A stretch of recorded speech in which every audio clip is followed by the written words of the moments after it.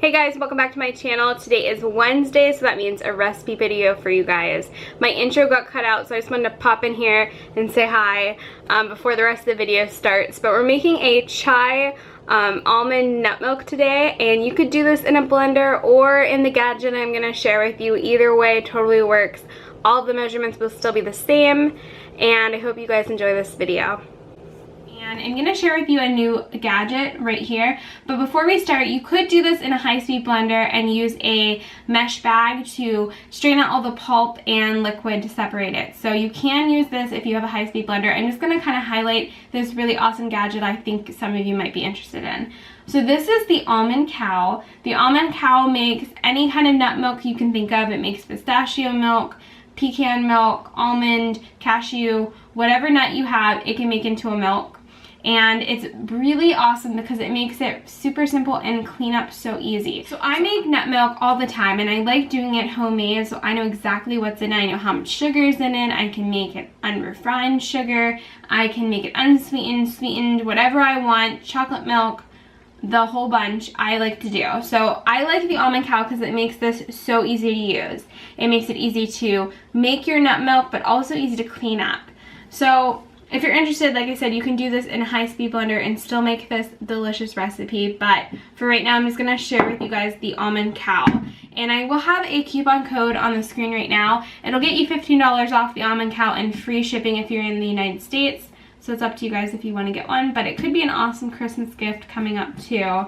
I know if you get one, you're going to use it all the time. So the almond milk is really simple. It plugs in. There's a plug it comes to so that it can use the motor in it, but it's only really 3 parts. So this is the stainless steel compartment that will have your almond milk when it's done.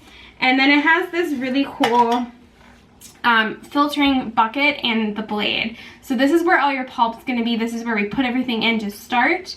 And it just makes it super easy. So I'm just gonna demo for you guys this. And how you're gonna get started is, it's 1 cup of unsalted, unroasted almonds, raw almonds. And you're gonna go ahead and put that into your filter. And like I said, if you did this at home in a high-speed blender, you just put all this in your high-speed blender. You're gonna take 1 tablespoon of your chai.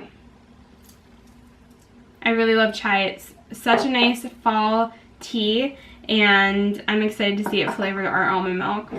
And now you could stop here if you wanted to make it, you know, unsweetened and everything, but I'm gonna add 2 dates because I want it to be a little bit sweet.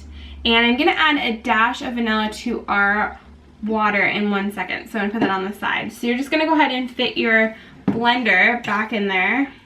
You're just gonna wanna put your filter back on with all of your ingredients in there. And you just wanna wiggle it, it will go on. I kind of slide the blender in the one side and then attach it. It's not hard.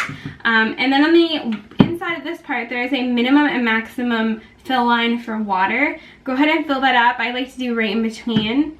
And I will tell you how many cups it is when I measure this out if you're doing it in a blender. It ends up being 6 cups of water I've added to our Almond Cow, so you could add 6 cups of water to your high-speed blender. And I'm gonna add about a tablespoon of vanilla right into the water. Okay, and then I'm gonna attach the head back on, and I'm just gonna plug it in, and it only takes a second. So I'm gonna go ahead and blend this. I'm gonna press this button up top. There's only 1 button, so it's super user-friendly, and it's the shape of an almond cow. I'll have to show you it on top, and then I'll show you guys the results at the end. I grabbed a plate to put the top down, but it is so foamy. Our cleanup is just in the filter, but all the creaminess from our almond milk is right here. I'm going to show you guys an up-close peek at it. This is the outside of the top of it, but you could just see all the foam from our almond milk. And look at that. All of that is just straight almond milk that's going to go into my container that I can have, and it's so much easier to make than doing it in a blender. Looks so good. I like making this recipe because the chai is not super overpowering, but it's just a nice flavor to our almond milk. And see the pour.